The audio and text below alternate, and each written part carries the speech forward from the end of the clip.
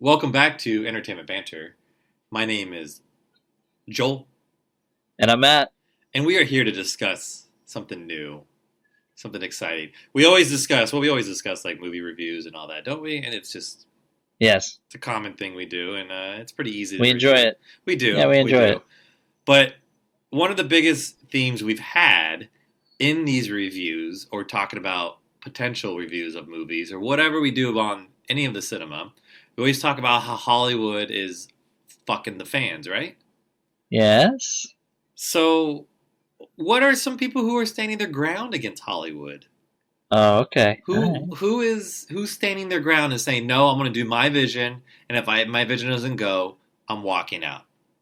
right. We did talk about in one of our last pods from video games how Sonic the Hedgehog changed because the fans took a stand, and Paramount actually took the time and changed what Sonic looked like.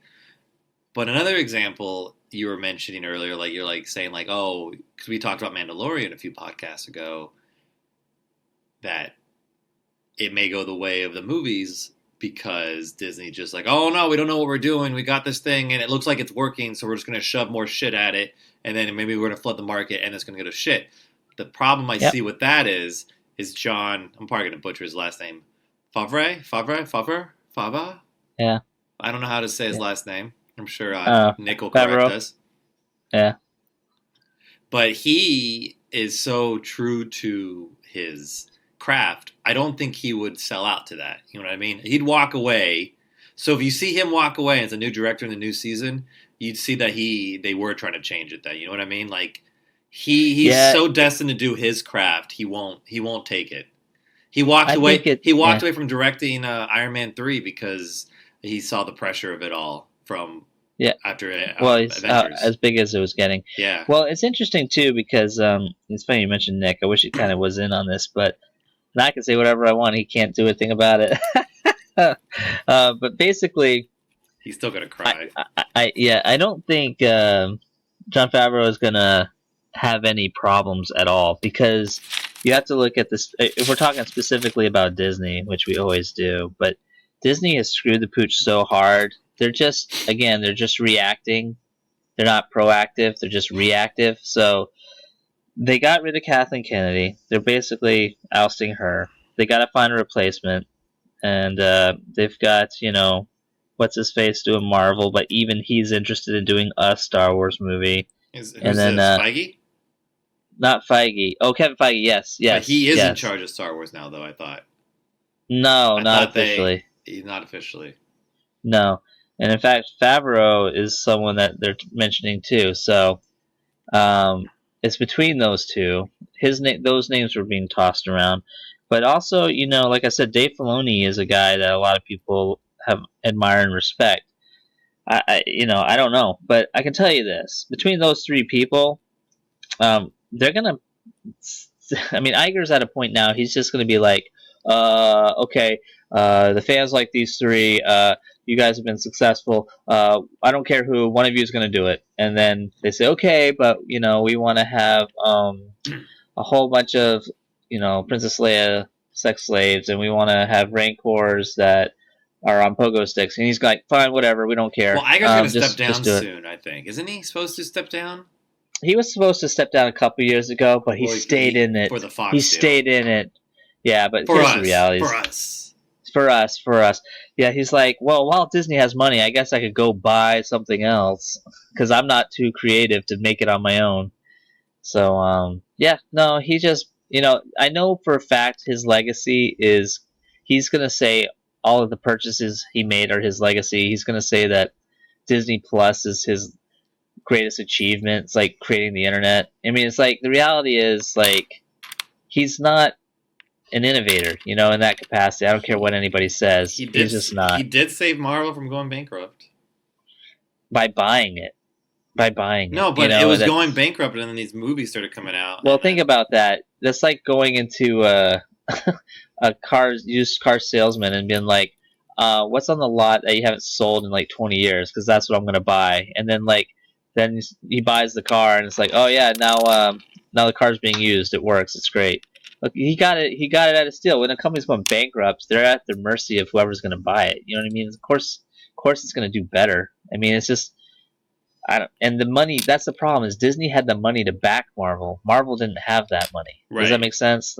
And so it's easy to be successful when you can throw money at it. But the irony is, all of the philosophies and everything that they did to Marvel since then, like these agenda driven stories that nobody wants to read. And like the thing is, like it's really hard to keep constantly talking about this because I'm not saying there's not a market for it, but I think the problem that they just don't get is they're forcing so many views on so many people that don't have the same opinion or care because it's not what the brand was originally marketed for and catered for. You cannot just overnight change Barbie to being a number one seller for boys' toys. You know what I'm saying? It's like Well, why they're not? just doing it. They're just doing it the wrong way.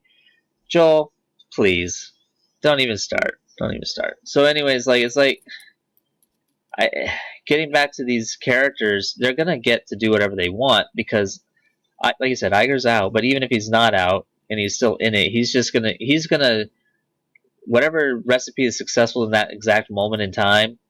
You know, like if you've been eating spaghetti for 7 years every day for breakfast, lunch, and dinner, and someone tosses you a cheeseburger, you're gonna think, "Holy shit, this is fucking amazing! I'm gonna make more cheeseburgers." Everybody, who made this cheeseburger? You did? Okay, you from now on, we're making cheeseburgers. You personally are gonna make all the cheeseburgers. You know, so fucking sick of spaghetti.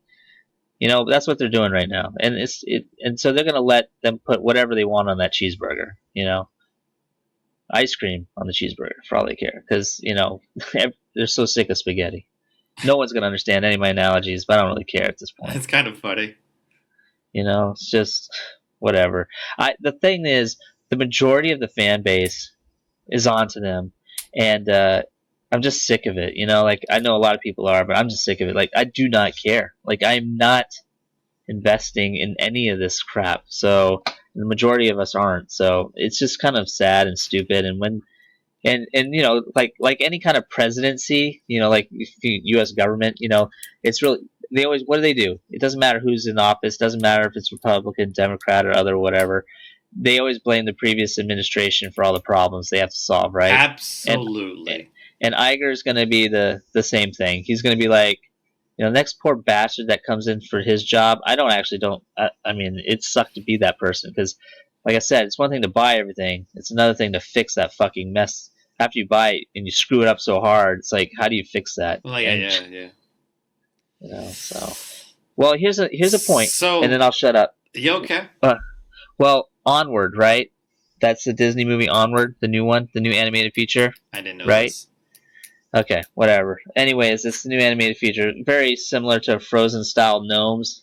The trolls. It looks to trolls or whatever. Here's the thing. You okay? built that show. You don't even know what Disney. the fuck that is. Disney's always about being one of those companies that's innovative and stretching the boundaries, right? And in this day and age, we're with all this wokeness, right? All this wokeness going on, right? You gotta support all of it. You gotta shove it in everybody's face. You know what I find interesting? It's articles came out saying like it's the first Disney animated feature that's going to be openly, not suggestive, but openly gay, lesbian, bisexual, transgender type character is going to be in it, right? Right. So Okay. I only knew about this That's because fine. I read the articles. Right, that's good if you're not trying to hide it in the trailers. Capitalize on it, or no? Okay. Oh, it's they're very noble. They're very noble for doing this. The only problem is there's no sign of it in any of the trailers. Huh. Because you know why? They're chicken shits. They don't want to put it in the trailers because they know the majority of the people that are conservative or otherwise are going to take offense to it, and they're not going to go see the film. So why would you risk putting it in the trailer? But they announced it. But they announced it then. You just said they announced it in an article. If people don't read, you go in the movie theater, you're waiting for your movie to start, and you're watching a bunch of trailers. You're like, oh, that looks good. Oh, that looks good. That looks good. If they're so adamantly open about this, and their company's constantly saying that they're the head runners and the people in charge of trying to make a difference in the world, they never show it in the trailers. And that's what I'm saying is they're full of shit and they're cop-out people, because if they're that open-minded and they want to really stand their ground on this stuff, why isn't it not showing up in the trailers? Why do they have to like sneak it in? Like while you're sitting there, eating and whatever, and then you see Elsa and Anna having a four-way with some guy, you spit your drink out. You know what I mean? A Like you don't four-way? know about it until you're halfway through it. Four-way. So was it? Would You know? it be Sven, Kristoff, Anna, and Elsa? Is that what we're going with? You got to get Olaf in there somehow with that carrot nose. This was a five-way. You mentioned the other people, right? But does Sven count because he's a reindeer? So it's bestiality. So is he part of it? And what is Olaf? Is he even considered? It'd be a three-way with toys because then technically Sven's a toy and so is Olaf, right? So it's just toys. Yeah, sure. How did this? So who's doing it right in Hollywood, Joel? Who's making their movies the right way? I personally think two of the directors out there right now that are not being pushed around by Hollywood and doing it the way they want to do it and not being pushed away by these giant corporations, even though one of them does work for one of them. Favreau definitely is Favreau. Whatever. You said his name better than I did. Favreau? Yeah, Favreau. He is definitely not being pushed around. He does what he wants. He still does his independence. He still writes. He directs. He's producing. And he's still doing his thing. And he got to do his Star Wars story that he wanted to do. And so far, what we understand, Disney has not pushed him into a corner because I think he'll just walk away. Honestly, I think he'll just walk away from the project because I don't think he would sacrifice his image in that sense for the sake of that. Does that make sense? Yeah. Well, he was Kathleen Kennedy was a producer on Mandalorian, but a lot of people think that she had no say or hand in it whatsoever other than being a producer. Do you think that Favreau had something to do with that? I mean, based on those rumors, do you think that's something that may have actually transpired? Based on what? What do you mean? Well, because everything else that for creative purposes in the films that Kathleen Kennedy was involved in, half the reason why there was so many reshoots, retakes, and whatever, is because she and Iger personally had their hands involved in it. Right. But you're saying Favreau was like he's his own man. I think he's his own man. I think do you think they pushed? Do you think they pushed Kathleen Kennedy out of the way on this one? I think he had his reign. Like, don't get involved in this. Yeah, exactly. I think it was also during the time that Kathleen Kennedy was on her way out, and it was just based on the movies. So I think it was a whole different ballgame when it came to even though the TV show is going to go alongside with the movies, it was on its own little thing. But beyond that, I think a second person we should talk about who does his own thing and goes way out of the norm, what people think is normal for cinema, and has been doing it for years, is Quentin Tarantino. Yes. He definitely... Yeah. I don't think he sacrifices anything, because I think people told him back when he first originally did his one of his first movies, was it Reservoir Dogs? Was that his first movie? Possibly. Or even earlier. Dusk Till Dawn? Yeah, maybe even that. I don't know. I'd have to look. They told him the violence he wanted to do and show all that was not going to fly with audiences. But to this day, Once Upon a Time in Hollywood, he still doing it. And people love him. And I think his story writing is great. And the way he does it and retells stories and where he goes. It's great. Well, and it's his film when you watch it. You know what I mean? You do. Its stamp is right on it. I know he directed some ER TV show episodes. Okay. He also co-directed a scene in Sin City. I guess the main director was his like good friend or whatever, so he was able to direct one of the scenes, and it's a scene that you don't expect it to be him. So it's cool that he stands his ground too, and he doesn't make that many movies. It's very limited because he doesn't direct anything besides what he does. I believe now. I don't think he directs anyone else's things unless he's asked. But generally, it's his movies. He writes, he directs, he produces. So. It's an interesting point that you make because it made me think about. I mean, George Lucas is, as of right now, as far as I know, he's out of the business in the sense of doing the way he was before. But Spielberg, I don't know if he's retired, but he's slowed down his filming a lot too. And I feel like, but see, what's weird is the sick irony is it was Lucas, Spielberg, and Kathleen Kennedy. That little triad always was working together. They were working together for a long time. Kingdoms have to fall. Right, but what I'm saying is, with Lucas, when he finally got control of his own company, and start making his own films, he was the same way. He was making his movies his way. I'm pretty sure when Spielberg went to DreamWorks for the most part, and they created DreamWorks, I feel like he would have had his own way. Like, so the people that actually really do stand out are the ones that bust their ass and kind of do it. I like Favreau You got to be because, willing to walk away. That's what I mean. Like yeah. if they're gonna walk away, and then it's their project, you kind of have to lean to But what them. about the unsung heroes that walked away from Lucasfilm, whether they were fired or chose to quit? Who are these people? All the ones that were supposed to direct Rogue One, supposed to direct Solo, supposed to direct Maybe because The Rise of Iger Skywalker. and Captain Kennedy had too many grubby fingers in it, and they were like, no, I don't. I'm walking away. You know what I mean? Right. That's my point. Is they did choose to walk away. According to our title of our podcast, they stood up to Hollywood and said, no, fuck this. I'm not doing this. And a lot of people do that. We just don't know about it. Right. We don't hear about it. And That's true. You only can recognize a few that we know probably absolutely do it because you can look at their images, their visions, and what they do. And the thing is, they're successful at it. I don't see why Hollywood doesn't fucking see that. There's only one person I can name that I know is not successful at it and who is still doing it today. And I don't know how the fuck he works in Hollywood. M. Night Shyamalan.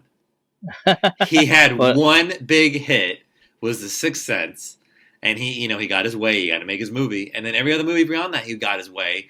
But they were bombs. He worked for Touchstone. Oh no, was it Touchstone? What's the was it? I think it was Touchstone. He worked for Disney company, and Disney fired him after like his third or fourth flop. It's like you can't make fucking movies. Maybe you should bend. You know what I mean? Right. Yeah, no, but he stood his ground too, apparently, and he's just he's still making movies somehow. I don't know how. Yeah, like you said, he's a one-trick pony. Once you've figured that trick out, it's not the same. Fucking twists. What a twist! Yeah. So you're watching a stupid movie, like, oh, why the fuck are those? So people are committing suicide. The trees killing people? Yes, it is the trees. The trees are killing people. Like, really? You fucking kidding me? Like, oh, God. And then you're like, oh, like, The Village. Oh, this person, like, it's the Amish country. Like, it's probably it's in the early 1900s or even earlier than that, 1800s. And, like, no, they probably just live in, like, a snow globe, right? And what is it? Oh, yeah, they fucking live in a snow globe. They live in the modern day, but they're just fucking, okay, fuck you, M. Night Shyamalan. God, that's just so angry. Well, he made Unbreakable, and then he made, what was the dementia one? Glass? Oh, well, I don't even pay attention to all of them. Well, he made a trilogy, and he made a third one. Yeah, it's Unbreakable, Glass, and I forgot the other one. It just came out recently. But, like, are you fucking kidding me, M. Night Shyamalan? You make Unbreakable, and it's like, you're thinking, like, oh, he's unbreakable, and then, like, Samuel Jackson's in the movie. He's in everything, so I don't blame him for being in the movie. And he's playing this character like he's the villain. He's telling Bruce Willis' character, like, oh, yeah, I'm your villain. And it's like, what are they talking about? And like, what are they, superheroes? Yes, they think they're fucking superheroes. Yeah. So it's like, really? Like, I mean, Bruce Willis must believe in him because he's in almost all his fucking movies.